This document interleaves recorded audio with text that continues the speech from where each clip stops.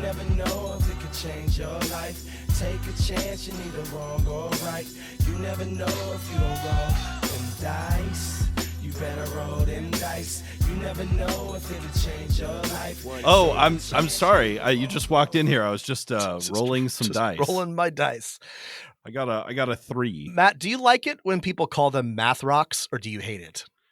Nah, that's too precious. That's too clever. I half, but they are math rocks. We're here to talk about how math rocks and math rocks. Nice. I like that. Today. Yeah. This is Dungeon Master of None. I'm Dungeon Master Matt. I'm Dungeon Master Rob, and we're doing something a little bit different today. Yeah, we're going to be talking about dice and dice mechanics, rolling dice resolution systems. We're talking about the whole rolling shebang. Yeah, and we got to be careful here because we're going to talk about a lot of mechanics, and these will inevitably bleed over into other things that role-playing games do to make fun happen at your table. But we really want to stick to just the math, the dice part. Yeah. So two caveats and two potential pitfalls for us, Matt. Like, one is exactly what you said. This is just dice. This is just mechanics, which are only a part of role-playing games. They are part that I do think matters, though there is some disagreement on this point. And then the second part is stepping on a D4. Oh boy, howdy. That hurts. That's the second pitfall. The second part is that, this is math. And Matt and I are both okay at math. Matt's even pretty good, but we are not mathematicians. So it is possible that we will overlook something, though probably not. But if you are a hyper math nerd and we say something that is incorrect or imprecise, please don't get mad, I guess is what I'm saying. But you can write us in and tell us. And I guess the other consideration is that if you're just a dungeon master or game master running games or just playing in games, like, why care, right? Yeah. Like, why should you care about all of the wide world of dice resolution mechanics, where there's funky dice, there's normal dice, you're rolling 1 dice, 2 dice, a fistful of dice. Why should anyone care about this? Yeah, I have a couple of thoughts on this. I mean, I do think it's interesting. Just period. I think that these are fun to think about and cool. But even if you love the system that you have and you don't want to change, and you're not designing your own RPG, I do think that there are some reasons to look into this. And I think a big reason is it'll make you a better game master. It'll make it better at running the game for a couple of different reasons. One is that at some point in your career as game master, you are going to be asked to adjudicate. You are going to have to, you're coming up against a mechanical problem that you have to come up with a resolution for or an answer to. And understanding how dice work, how the math behind the dice works, will make that a little bit easier for you. The other reason is that even if you don't intend to change, there are ways to implement these systems or perhaps use them as an alternate rule set. There's a pretty neat 3d6 replacement for 3rd edition, I think, for D&D, which is a variant rule.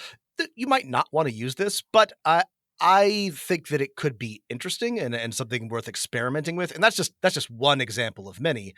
And then I think, if knowing about these, I think in hearing about and learning about different ways of resolving conflict or tests in role-playing games, you may find something that you like or you're interested in, which may point you, if you are interested in a new system or a new type of game, towards something that you might want to try. So keep an open mind. Yeah, like Rob said, at the very least, maybe you'll consider and learn about some other things to just decide, hey, that sounds dumb. Perfect. That's great. At least you'll learn about some new dice mechanics. I mean, for my part, the reason why I'm coming to this, and we'll, I think, talk about this in greater detail later, but I mostly played D20 systems for probably the first 10 or 15 years of being a role-playing gamer, TTRPGer.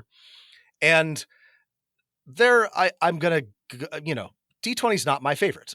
A lot of this is going to come down to personal preference. By the way, people, there are arguments to be made for different systems, but I found, and there was one specific thing that kept coming up that really like turned me against D20, which was that if, that my 20 strength barbarian had a 25% chance, no, 25 plus percent chance of failing to push open a DC 10 like stuck door, just because of the way that a D20, like the distribution works. And I found over time that really fucking annoyed me. It really, I mean, there are things that can be done. A good GM will just like say, of course you just open the door, but like rules as written, to do certain skills tasks, you have to make a roll. And even if you are specialized in that skill in a D20 system, linear distribution, you have a pretty good chance of failing. And my sort of objection to this is that a very strong person should almost never fail to open a stuck door that they are, strong enough to open. But the way that this is simulated in D&D specifically really bothered me. So this is sort of like the This is your supervillain origin yeah, this is my story Joker. here? This is my Joker moment. Yes. Okay. But there are lots of other things that sort of like push me in that direction. But this was the thing that I guess sort of like broke my immersion, frustrated me with regards to verisimilitude, that made me start looking at other systems more seriously, because it just kept bothering me. Yeah. I think like at a big, 30,000 hex grid view, right? We're looking at the hex map of role-playing games, right? All role-playing games, especially ones these days, usually have pretty good advice on like when you make a check or something like that. It needs to be interesting. There should be a chance of failure. But like the variance in like what that chance might actually be, the variance in what dice actually mean, and, also the like, I think it's also important, like what feeling you get from rolling the dice. Yes. Like not just, they're not just math rocks, Rob. They're math feeling rocks, they're feelings rocks too. Yeah. And like, because I mean, there's a number of reasons is that people like get attached to their dice. People are constantly holding and fiddling with them with the game.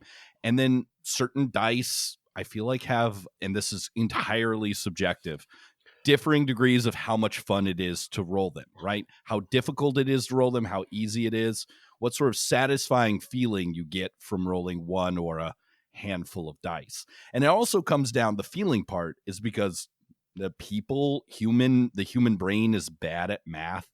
Yes. Yes.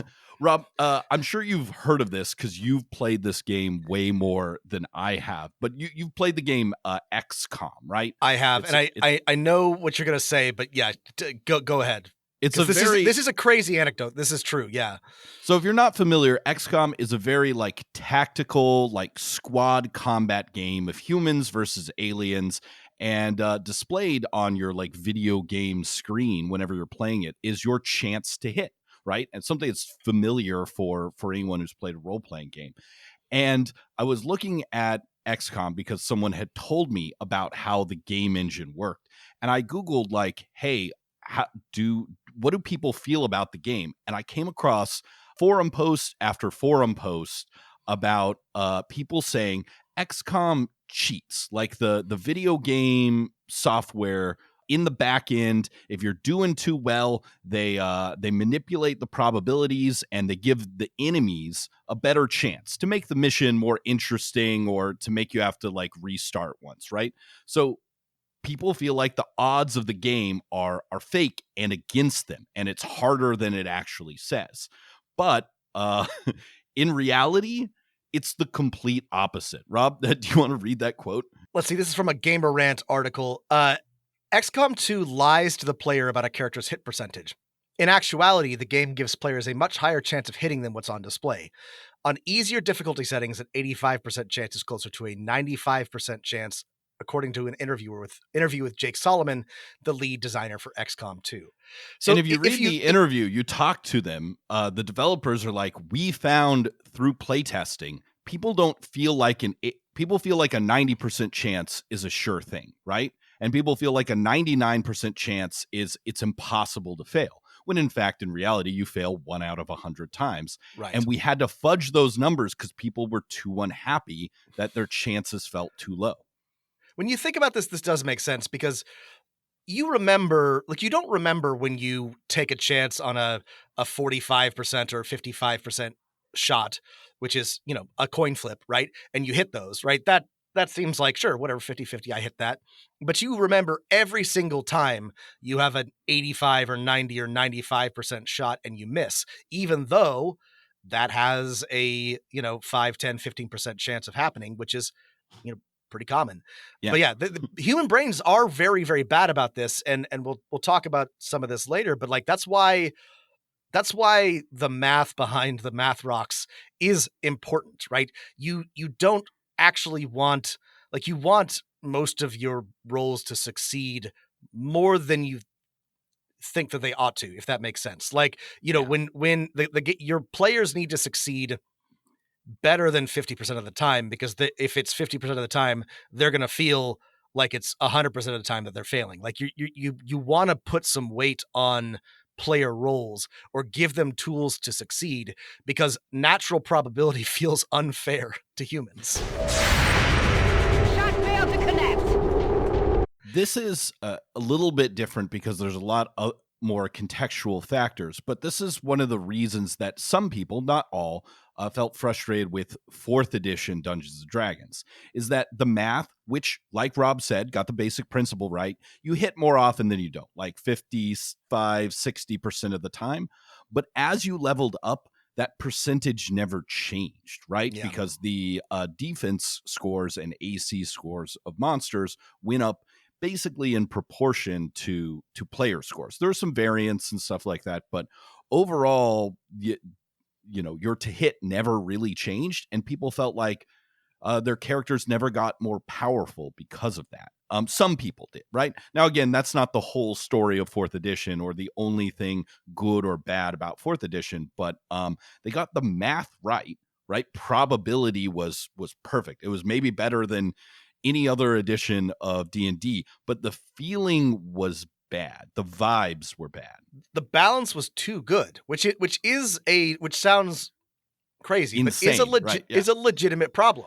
So let's just talk about dice. Let's talk how they work. Let's talk about like the basics of like what, we know what dice are supposed to simulate. They are that's a random number generator or whatever, but like we got 3 basic distributions for dice. So yeah, let's talk about a distribution. A distribution is just saying the way like the probability of hitting any random number can be like graphed out. And if you've been to any type of schooling, you've seen a distribution, right? There's an x-axis and a y-axis, and a basic die, right? A d20, a d6 rolled by itself gives you a flat distribution, which is to say that unless you've got like a cheating loaded die that you had those 2 hick NASCAR brothers in Ocean's 13 break into dice manufacturing plant in Mexico and start a labor rebellion action in order to create loaded dice, you have a flat probability. So when you roll a d6, there's an equal chance of getting any of the 6 facings. When you roll a d20, there's an equal chance of rolling a 20 or a 16 or an 11 or a 2. And Dungeons and Dragons, Pathfinder, all D20 systems use a very simple linear D20 resolution, right? You have exactly as much chance of getting a 1 as you do a 20. You will crit 5% of the time, and you will critically miss 5% of the time. The great advantage of like a linear system like this is it's very easy to grok, right? If you're like, I need an 18 or higher, right? You have a 15% chance of getting it, right? You can essentially calculate the odds in your head if you want to, right? You may not know what the feel of those odds actually are because your brain isn't computer or die, but yeah, you will know the number. And what gets interesting, right, is if you add more than 1 die. If you roll 2 6-side dice or 2 20-side dice, the probability distribution of the total numbers, if you add the numbers together, that you get changes from a flat distribution to something that looks like a chevron, a peak, right? Where there's a line going up, straight line, and a line going down, a triangular distribution. And as you add more dice, this curve approaches the normal distribution, the bell curve, right? So if you add 3 dice, it's a pretty close approximation. Again, this is only if you add the numbers together. If you're just taking the numbers to represent numeral values, so let's say you roll your D100, your D percentile, where one represents a hundreds digit and the other represents a tens digit, that's still a flat distribution, right? Because all the chances are equal because you're not doing any addition. Yeah, and this is Matt has it exactly right. I mean, there are other advantages, but I would say sort of the basic argument for a linear distribution is that it's theoretically easy to math, right? D&D really amusingly fucks this up by adding a bunch of modifiers that makes it hard to math. But theoretically, you have 1 die and you just look at the number and then you know if you have succeeded or failed. Getting to 3 or more, you do have to add die together. Can be hard, can be easy, depending on what those dice are and how good you are at mental math. The thing about the thing about a bell curve, or the advantage, is that your distribution is a lot more normalized. You're not going to fail to open the door as a 20 strength barbarian as often as you will with a D20. In fact, you will almost never. But you also won't critically succeed quite as often. You will much rare. You will see 16, 17, 18 much more rarely than you see a 20 in a D20 like linear distribution. These are, again, this is about feel, this is about preference, good things and bad things. The idea of a normal distribution is that, like 60% of the results thereabouts fall within one standard deviation of the mean, right? So it's like, okay, most of the time you're pretty close to the very center of your probability roll, the average roll. I think at another fundamental way, where we still have flat distributions, triangular distributions, or something approximating a bell curve, is what the actual dice mean, right? Because rolling dice where dice mean numbers is only one approach. So when you roll a die and it has a number, I guess the first caveat is that dice is then converted into a symbolic meaning, right? Into language and communication, right? When you're trying to unstick that door, success, or rolling above a certain number translates into success or opening the door. Rolling under it, failure or failing to open the door. Mini systems, right, are not numeric, where you don't have a number and then you convert it into something else, but they go what I would call straight to symbolic dice. The dice may still have numbers, but the numbers don't matter. They could be replaced with emojis or special symbols or something. What you roll on the dice is straight a symbolic meaning, right? The Genesis system does this with their own special symbols, but so do lots and lots of other systems. Ones we've talked about on here, like Blades in the Dark, right? When you roll a 6, it doesn't really mean a 6. It means success, right? You could change it for any other number because you're never adding numbers together. You never add numbers to roll. You never add numbers of dice together. You may add symbols together, right? You could have multiple successes in Blades in the Dark, which means you have a critical success. But the numbers don't actually matter. Right. And this cleverly addresses the problem with rolling multiple dice, which is that you might have to do math, and makes it simple because all you have to do is you can roll a dozen dice, and all you need to do is count up the number of 5s and 6s to know, did I succeed? Did I not succeed? Shadowrun works like this. And Shadowrun's a great example of a symbolic dice system. Yeah. That is actually full of like math and crunchiness, but it doesn't really matter. You just need dice where you have a symbol on the 1 in case of glitches and symbols on the 5s and 6s for successes. Yeah, every other face could be blank and it wouldn't matter. And what's cool about that is, you still get to do the crunch and the math, but all that has to do with is how many dice are you rolling? Because like once it comes down to counting the successes on the dice, yeah, you're just looking for basically those symbols, right? The 5 and the 6 and the 1 are basically abstracted, and this is cool, right? Because Matt, there's I think the big point, or I think an important thing to remember about dice, is that not everybody loves to do math. Not everybody can do math as quickly or at the same level. And so either the math needs to be simple or you need to abstract the math away, ideally. And linear distributions make the math simple. You're just looking at a number. And something like a symbolic dice pool like Shadowrun or Blaze in the Dark avoids math entirely, except just counting. You're just counting up the number. How of many successes. dice do you pick up, right? Yeah. It might be how many you re-roll or something like that in special cases. One of my favorite examples of, I mean this complimentary, not derogatory, of like dice theory nerds is the FU RPG by Nathan Russell. And this was a new one for me. This is really cool. This is FU stands for not what you think it is, but freeform universal role-playing game.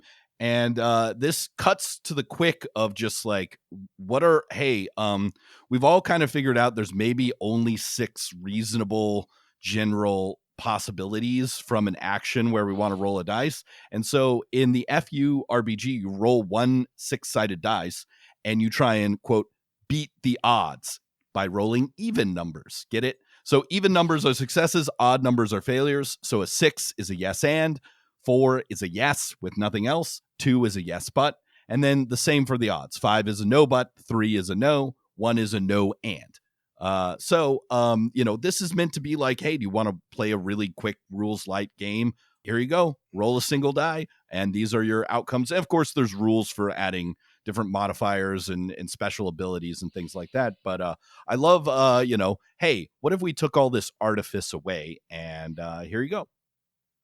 Yeah, and I think part of the fun is in the artifice and in the chunky combinations. But I also do appreciate, what FU has done in sort of, boiling it down to its constituent parts, because I think that lets you understand it and then build from that. And also, we are talking a lot about ways to resolve things, but a lot of RPGs are incredibly simple and only need, you can resolve a lot of things with a coin flip. That is a valid and fun way to play. It's just, my belief is that players like to roll dice or flip cards or, some other form of random mechanic because it's fun.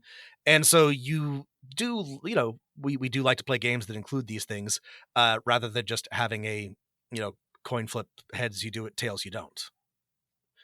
I might be wrong about this. I might be wrong. Maybe the game that takes the world by storm is literally just like a coin flip a coin with a bunch of lore attached. We don't know. And it's funny though, if we think about games in this way, right? For example, you might be like, well, the most popular non-D20 system, I would say the 2 most popular are something like Call of Cthulhu or Delta Green or basic role-playing where you have a percentile dice and you try and roll under, or a Powered by the Apocalypse game where you always roll 2d6, so you have that nicer linear distribution curve. But these games like Innovation, right, is usually along the lines of just having different tiers of resolution, right? So if you look at the dice rolling in Blades in the Dark, you're rolling 2d6 and then you're comparing your total plus or minus a number with 4 categories, right? Critical success with complications, or failures, right? Those are your 4 categories. And so you convert your number into a symbolic meaning. And I think one of the popular reasons the Forged in the Dark, Powered by the Apocalypse, not the Forged in the Dark, the Powered by the Apocalypse system is so popular is that it's a really good distribution of those outcomes. And if you have a +2 or a +3, like you're incredibly likely to not get the lowest one, right? Like a very low percentage. And if you have a -3, you're never going to get that top one, So It feels right, and it gives you a wide variety of outcomes. It's a good dice system, I'm going to It's say. a good dice system. I mean, there's a lot of things that are good about Powered by the Apocalypse, but I think Matt's right in that the balance, this might sound weird because it's a very, very simple system, but the balance is very, very good. And it's very, very easy to implement in all types of settings and forms of gameplay. And it's hard to mess up as a player, and it feels right. That's because it's very simple, but like there is a reason why that like 2d6 is such a common resolution mechanism. And Matt, And I if it think you're was right. 1d12, it wouldn't work at all. It wouldn't work. That's exactly right. It wouldn't work. I mean, 1d12 is fun for its own reasons, but yeah, it does not yield the same result. And I think, yeah, probably like by volume in terms of like actual like individual games, it probably is the second most popular dice resolution mechanic. There's a few others that we should talk about. You know, and this is I was thinking about this as I was doing research, but like there's the West End system, which is a Oh yeah. additive dice pool, and this is shockingly rare, or more uncommon than I would have expected it to, because people like big numbers.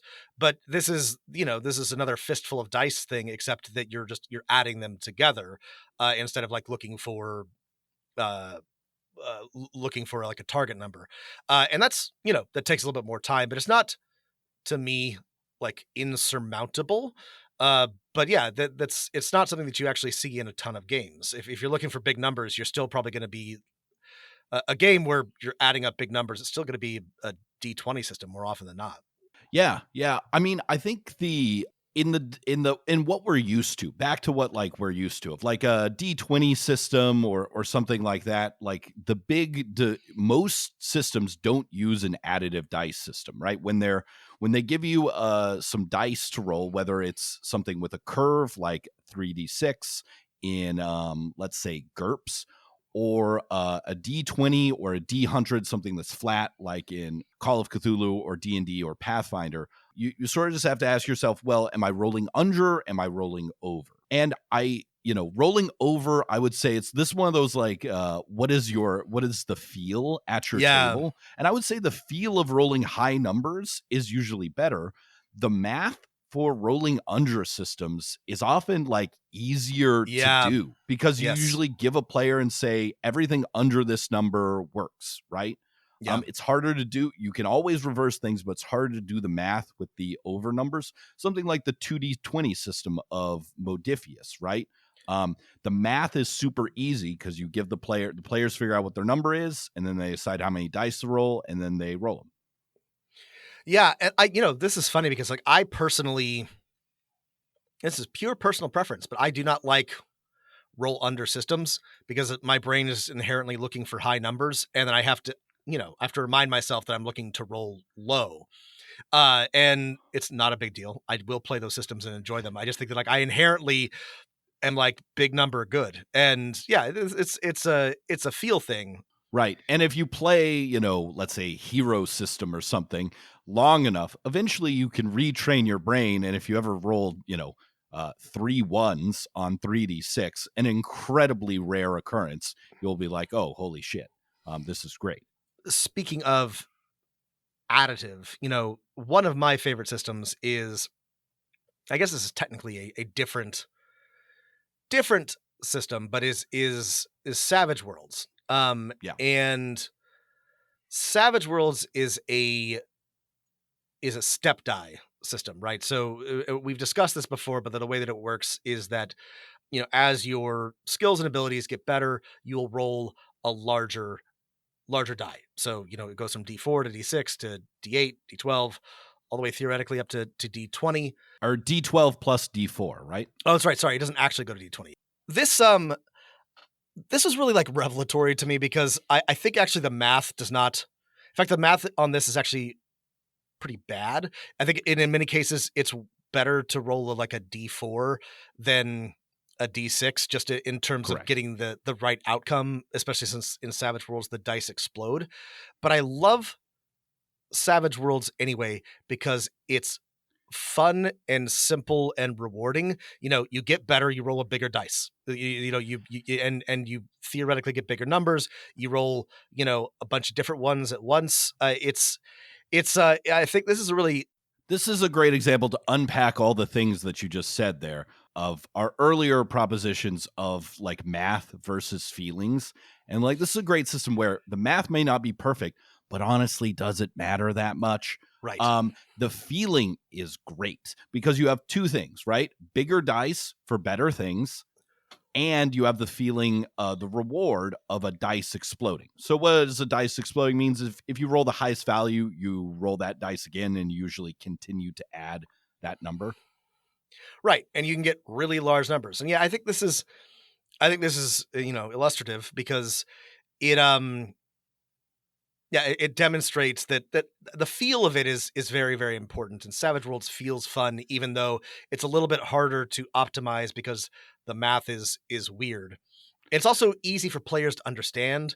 It's bigger dice is better. It's these things It makes matter. rolling the maximum amount feel great, right? Yes. Because you get to roll it again. Another great example of this point of feeling versus probability is one of your favorite systems, Cyberpunk Red, right? Yeah. Which not only has exploding dice, it has collapsing dice, right? If you roll a 1, you roll that 1 again and subtract even more. So it's the opposite of exploding dice. One of the quirks of this system is that it's impossible to add 10 to your bonus from a roll or to add 1. Those values can never come up because of the exploding and collapsing mechanic, which creates like a weirder distribution curve than you might think if you chart it out. And it also means in some situations there's like you should never like spend like the thing to give you a boost because it won't change your probabilities because 10s and 1s are impossible. However, those things are so edge that they probably don't matter that much. And I would guess at your table, you've had the most experience running and playing in it. The feeling of exploding and the despair of collapsing are way more fun than any math. They are. This is a great example because you're absolutely right. The incentives are a little bit weird because of what happens on a 1 and what happens on a 10, but it's easy to it's relatively easy to understand and add because you were just, a D10 is it's a pretty simple die.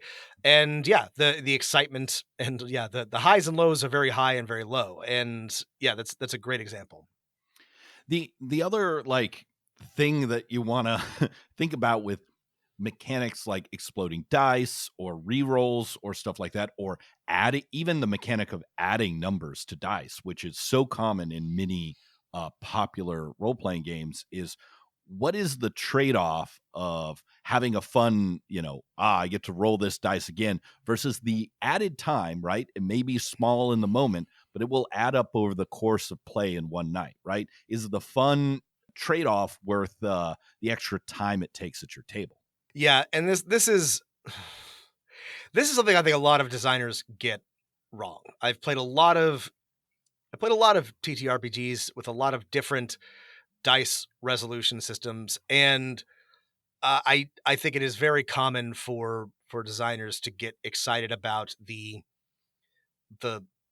math and the elegance of their system and not think about how it plays out at the table and how much time it adds and how long it takes to figure out the resolution. That's not to say that those are bad necessarily. There are lots of both like TTRPGs and board games that have, relatively complicated resolution mechanisms that are a lot of fun. But Matt makes a good point. Like if you're doing that dozens of times a night, like how much does that add to, the doing math part of the game, which is very rarely anybody's favorite part. It also, the like even more extreme version of this, Rob, would be what I would call we're moving away from pure dice here to other mechanics, but they're so intertwined we can't is like a decision, what I would call a decision point.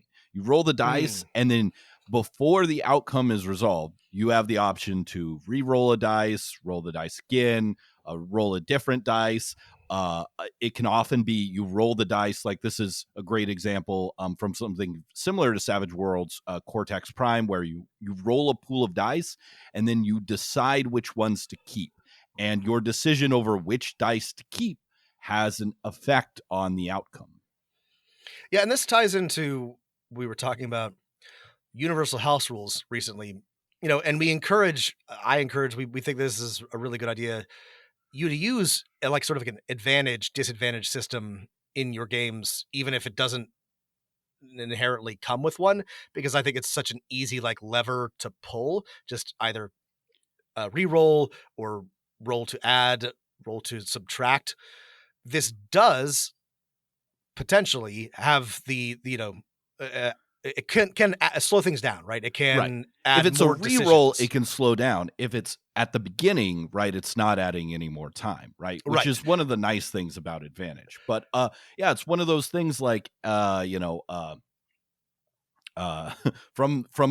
Cortex Prime is that anytime you make or most of the time when you make a roll, right, it's an elegant system, but players have to choose which dice to keep. So there's another point of analysis paralysis. A system I like a lot that I've run in my a couple one shots in Tales from the Loop and Vaesen, right, the Year Zero engine, is basically every roll you make, you have a decision. Do I want to re-roll? Do I want to push this roll? Do I want to re-roll stuff? That one's maybe a little easier to make because did I succeed or fail?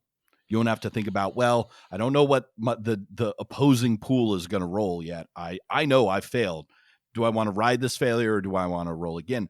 But the good things about these more complicated mechanics is that you're adding more, I guess, granularity or distance in your dice roll, and maybe that's what you want for a game, right? Are dice rolls meant to be super quick and move on, or I think this is something, right, Blades in the Dark, Powered by the Apocalypse systems do really well, is because the roll requires you to then reference the chart, which you'll memorize after an hour, right? The rolls are usually meant to be bigger and larger stakes, to do more story and resolution at your table than these kind of quick, flat, binary pass-fail checks. Yeah, and I think this gets to what you were saying, Matt. It's the roles aren't happening in a vacuum, right? And it does, like, they work together with the other mechanics of the game, right? What do they impact? How important is each individual role? How much do you need to know about the outcome of the role and the what you are rolling against? And this can make a complicated resolution mechanic simple, or it can make it fast, or it can make it like a little bit more gamey. I like an interesting example here is Dogs in the Vineyard. And Matt, I know that this is a favorite of yours, and this has a matching like dice mechanic, and you can raise, you can see, you can bid, escalate, you can bid, escalate, you can then re-roll some of the dice. It's basically a whole back and forth conversation that could take 10 minutes, to be honest, especially the first couple times you do it. And this is against technically like one roll. It tells a whole story. It could be a whole scene through that one roll. But and this is you're competing with, in competition with the GM here. There are other ways to do this matching that aren't like that. But like what I like about systems like that, even though it's complicated, I'm sort of like looking at the combinations I'm seeing, and like, my brain is just sort of like, okay, I see something happening here. I'm gonna raise, I'm gonna escalate, just based on like what's in front of me, even though there may be like a perfectly optimized way to combine those dice or work with that roll. That goes very quickly for me. I really like that. And I like board games that have mechanics like that, because even if I'm not doing the exact right optimized thing, like I see a pattern and I know where to go. So even though that's technically complicated, it feels very engaging and fun and quick for me. And I think that's something, that's a personal preference for me, but I think that's something to think about when looking at these mechanics, because something can be complicated and involved and time consuming. But if you're having fun during that resolution, or if your players are having fun during that resolution, then that's okay. That's part of the game.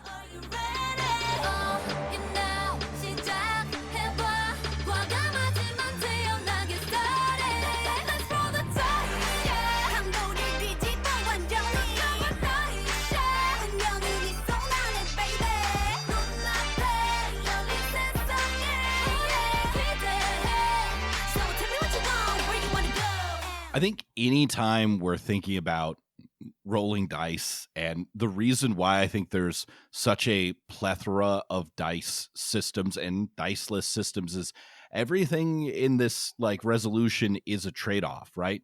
Do you want it speedy? Do you want it detailed? Do you want nice aesthetics and big numbers, or do you want a good probability curve? Maybe you enjoy the randomness of a system, right? Where anyone can succeed on a task, and that fits the feel of your game, right? I can't imagine, right? We love it when the dice mechanics fit a system, right? You mentioned earlier how great it is to roll 3d6 in third edition Dungeons and Dragons, but can you imagine rolling 3d6 in a game like Morkborg, where like the randomness of like getting your fingers chopped off? Yeah, never, right? I mean, that's why I have come to enjoy, why I've become a little OSR pilled, because the mechanic that annoys me in a slightly more narratively focused game like 5e feels terrific in Shadow Dark or Labyrinth Lord, where your guys are a bunch of adventuring goons who are stumbling their way through a dungeon and may very well get splattered at any point, and that's okay. That's desirable, right? And for them to both wildly succeed and wildly fail feels appropriate to the game and to the setting. Yeah. I think the opposite of this like type of randomness, but still with like math rock level dice, is another quirky system I wanted to bring into our conversation. Sort of the opposite of the FU RPG, which is the ORE, the OR, the One Roll Engine by Greg Stoltze.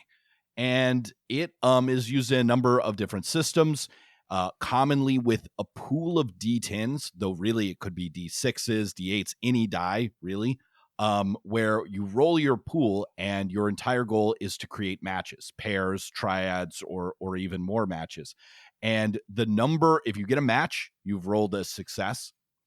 The value on the die of the match, right, is how well you succeeded at something. The number of matches is how well you succeed at something. And the value on the die is how quickly you did it.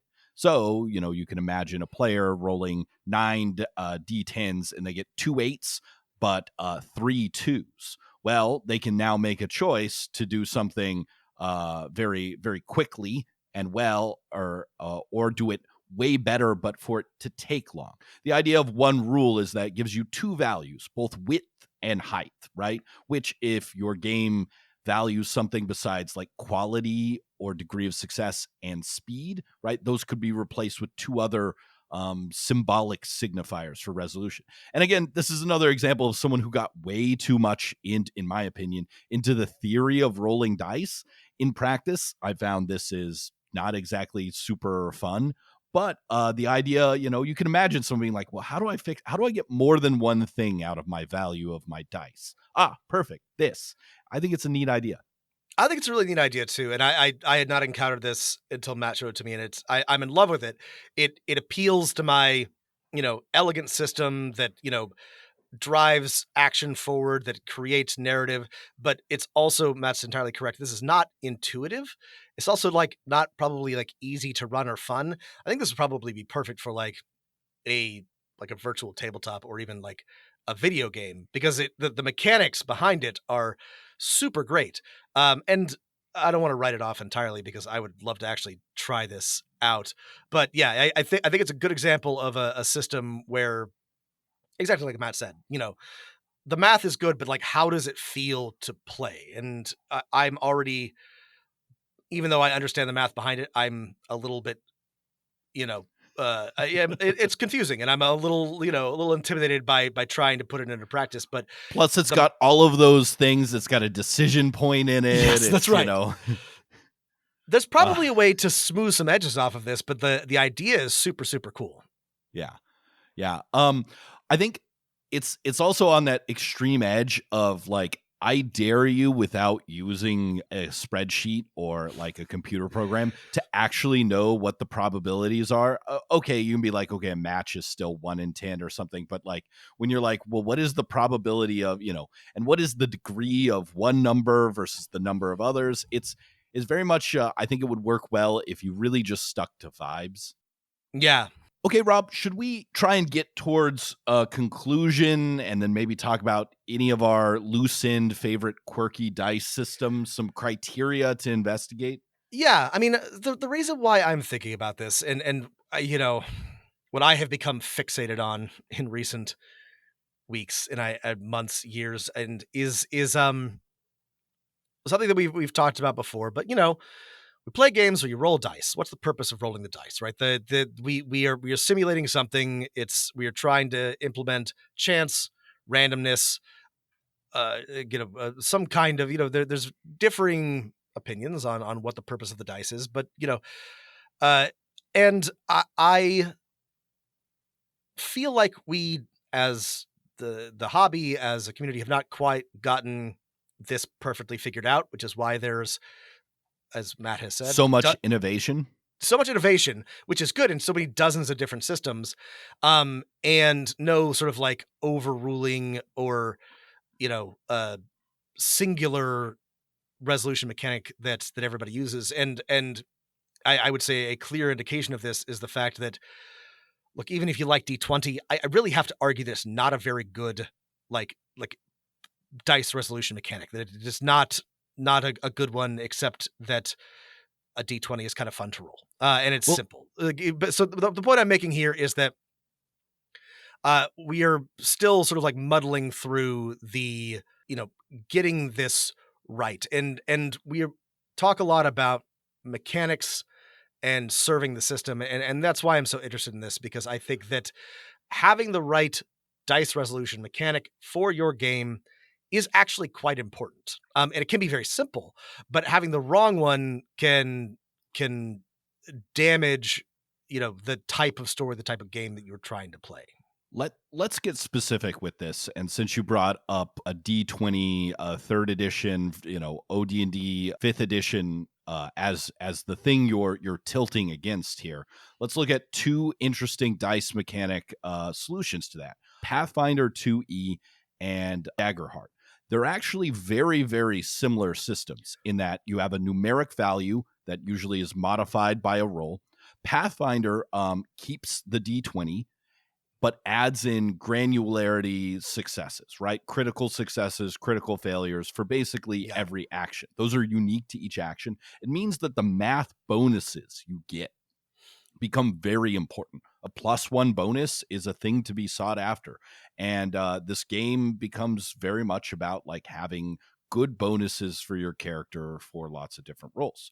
Daggerheart wants that sort of same, can we add granularity of degrees to success, have a non-binary outcome, and does it by two ways: having a 2d12 roll, which gives you that triangular distribution curve, but also by differentiating the dice, right? One die has to be a hope die, one is a fear, and whichever is higher is that way that, in kind of the way the one roll engine can tell you multiple things with a single roll, Daggerheart does as well. It tells you whether you succeed or fail by the number, and whether an and or a but to your resolution by which of your dice are higher. Yeah, and for me, I'm happy to admit that my eureka moment on this was Daggerheart, because I really like, and I'm really looking forward to the next playtest, how the dice mechanics serve the story and the type of game that you want to play, and how they just sort of like numerically, math-wise, are close enough to D&D that people are not going to struggle with the numbers involved, but it works a little bit better. The triangular distribution of a 2d12 is just a bit less swingy, and but still has some like pretty exciting like big number moments. And Pathfinder's the other like great example. Matt, you're absolutely right.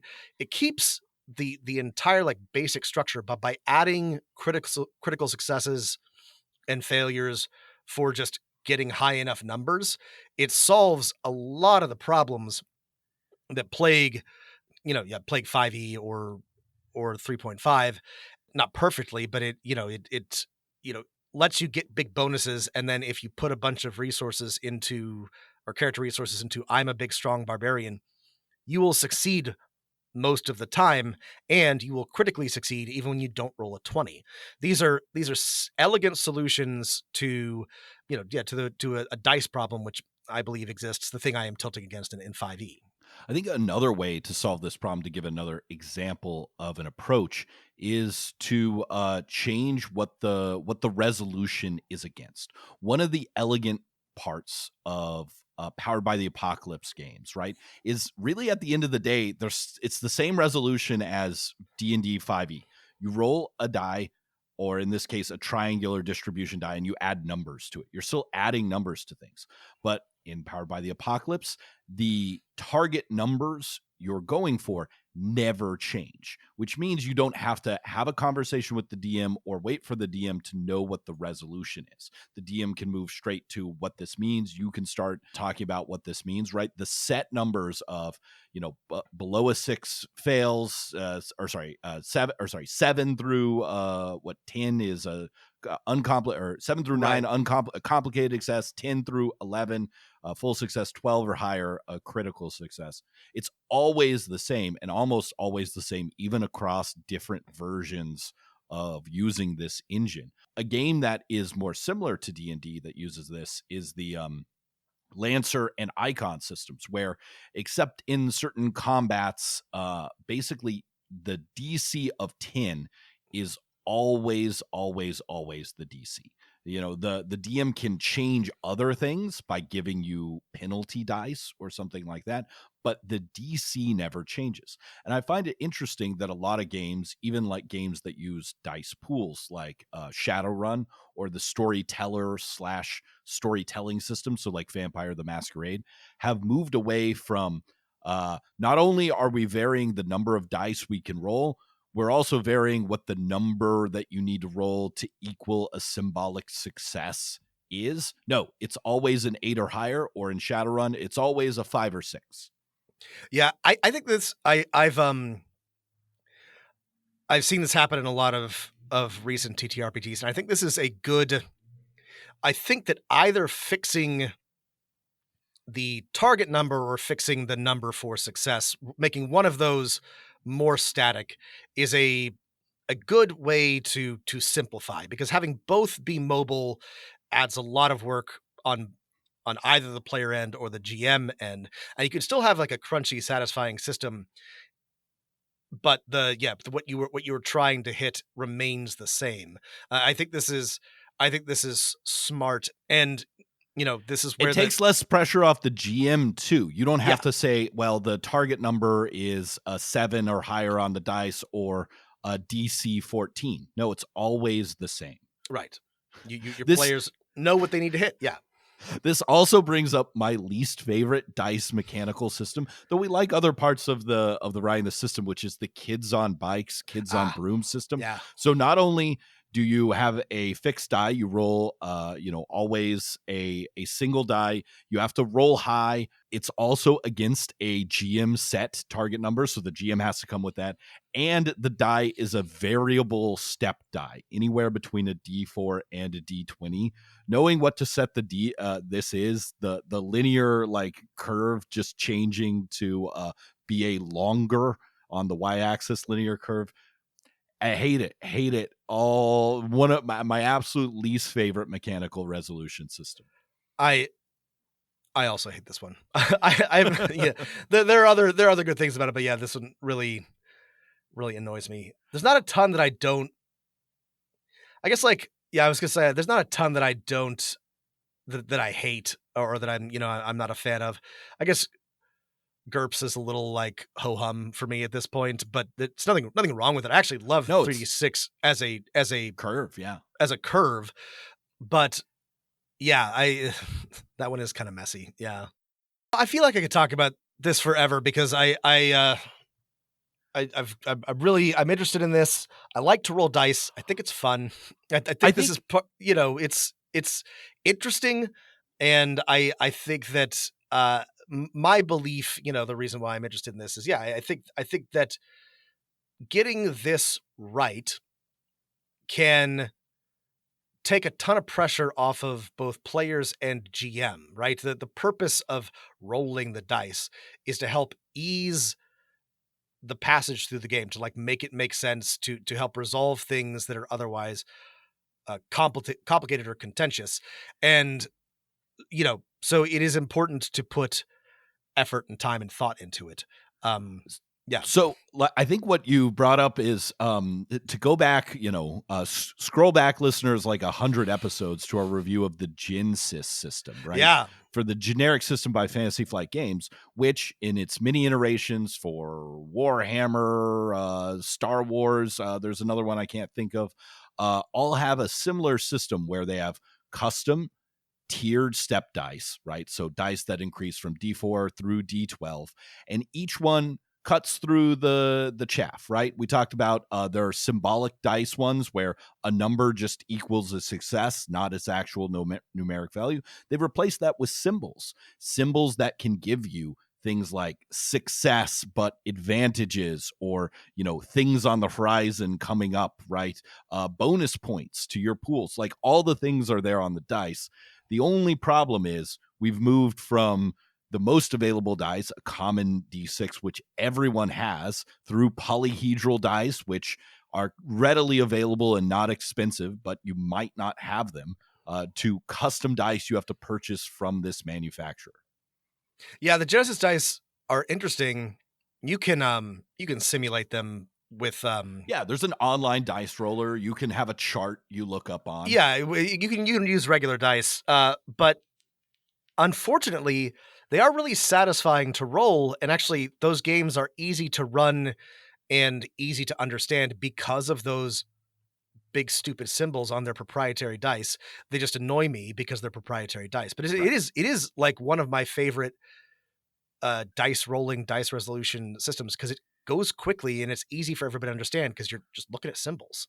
Proprietary dice are great if you can get people to buy into them, right? Yeah. I love rolling though it's probably on the whole good that they're going away with second edition, the proprietary dice for Star Trek Adventures first edition, because it gives you damage for weapons, but also lets weapons have fun effects, right? And you wouldn't have that. It gives you more than one meaning. So it's a quick way to give yourself that tiered resolution of success, or a greater success, or a success with consequences on a single roll of the dice, which is super great. I mean, we talked about before how we hate rolling dice more than once, like rolling to hit and damage. But I mean, we both love the GinSys dice. It's just not everyone has them, and right. They're not cheap. And if I'm going to play a game with my friends around a table, we're going to roll actual dice because we've talked about how fun that is. So everything's a trade-off, right? Everything's a trade-off, right? There's no perfect system, but there are a lot of things to consider, and good and bad, and considerations to balance when it comes to this sort of thing. So if you like this episode and you want to support us on patreon.com, I'll include a link to my taxonomy of all dice systems I'm familiar with, which is pretty extensive, breaking down, do systems use numeric or symbolic values, or something else entirely? Are you rolling a fixed die? Are you at a fixed target number? Is the GM setting it? Are there explosions or not? And see how, are you rolling high or low? See how these systems group or do not group together. So I'll put that up for our patrons in outline and in chart form, along with the weird diceless systems and ones where neither symbolic nor numbers matter, only matching, which is like shout out to the early days of the forgeforums.com and Ron Edwards Sorcerer RPG. Oh yeah. Yeah. It's a great chart. I told Matt I wanted to do this episode, and he was like, "Great." And then he Rain Manned me. He hit me with this, enormous fucking. No, it's great. Clearly, I stepped in it. It's amazing. So if you want to hear us talk more about dice systems, Rob haven't had enough dice. Oh boy, you can head over to our Patreon, where an upcoming episode will be Rob and I both talking through custom dice systems that we've been tinkering around with, how we arrived at them, and what their trade-offs are. Yeah. If you liked this, let us know. If you didn't like us, let us know. If we got something wrong, hit us up at dmofnone@gmail.com. Add us on Twitter at dmofnone. And if you're interested more in like probabilities and like how to calculate them, we'll put links in the show notes to two websites that are absolutely essential for this. This is anydice.com and a personal favorite of mine, snake-eyes.io, sort of a more comprehensive but harder to program tool set for running these probabilities Yeah, we should and producing fun charts at the beginning. But yeah, AnyDice is a great just like baseline for just understanding and visualizing the probabilities for really any combination of dice. It's super useful if you're thinking about this at all. All right. Thank you, everyone. Thanks for listening. And you know it. Keep rolling them dice.